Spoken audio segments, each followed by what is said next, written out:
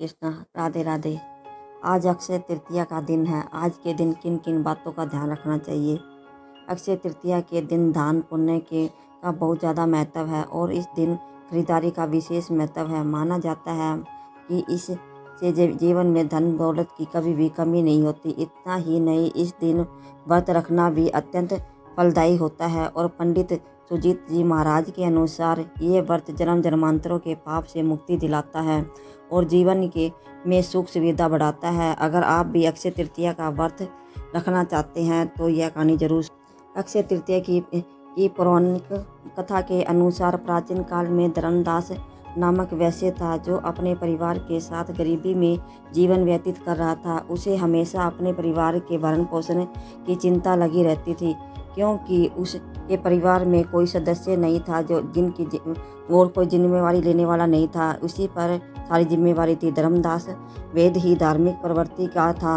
वह और सभी देव देवताओं के प्रति बड़ी श्रद्धा की वजह से उसे हर कोई पसंद किया करता था।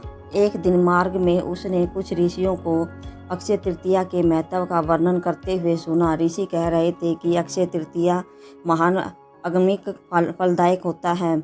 इस दिन जो भी नर नारी हर विराट और परशुराम अवतार प्रकट किया हुआ था, ऐसे ही इस शुभ दिन पर किए जाने वाले दान हवन पूजन और कर्मों का अक्षय फल प्राप्त होता है, यानी ऐसा फल जिसकी समाप्ति कभी भी नहीं हो सकती। ऋषियों ने ये भी कहा कि इस दिन देवताओं और पितरों के निमित्त जो भी दान पूजन किया जाता है उसका बहुत ज़्यादा पुण्य मिलता है। इस प्रकार अक्षय तृतीया व्रत के महत्व को सुनने के बाद उसने अक्षय तृतीया का व्रत रखने का निश्चय किया।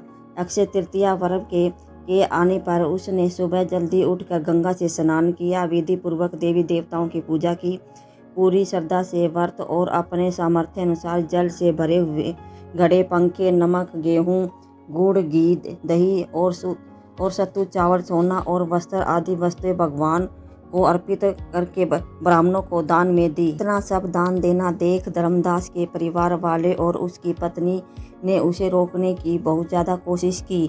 परिवार वाले कहने लगे कि अगर धर्मदास इतना सब कुछ दान कर देगा तो सभी का पालन पोषण कौन करेगा।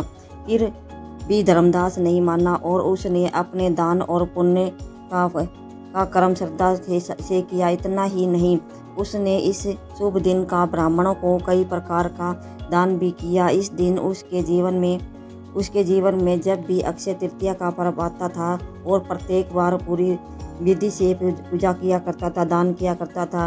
वृद्ध होने के साथ साथ अनेक रोगों से भी ग्रस्त होने के बाद भी उसने अक्षय तृतीया का उपवास नहीं छोड़ा।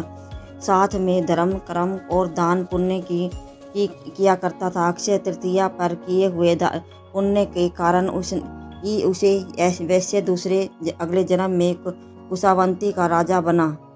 मान्यता के अनुसार अक्षय तृतीया के दिन किए गए दान पुण्य व पूजन का फल अगले जन्म में भी मिलता है। इसलिए धर्मदास को नया जन्म एक धनी राजा के रूप में मिला। ये इतना धनी और प्रतापी राजा था कि त्रिदेव भी उसके दरबार पर अक्षय तृतीया के दिन ब्राह्मण का वेश धारण करके शामिल हुआ करते थे। वह प्रतापी राजा वैभवशाली होने के बावजूद भी हमेशा धर्म मार्ग पर चलता रहा। उसे अपनी श्रद्धा और भक्ति पर कभी भी घमंड नहीं हुआ। माना जाता है कि यही राजा आगे आने वाले जन्मों में भारत के प्रसिद्ध सम्राट चंद्रगुप्त के रूप में प्रसिद्ध हुआ। इसलिए अक्षय तृतीया वाले दिन दान पुण्य और व्रत करना बहुत ही ज़्यादा शुभकारी होता है।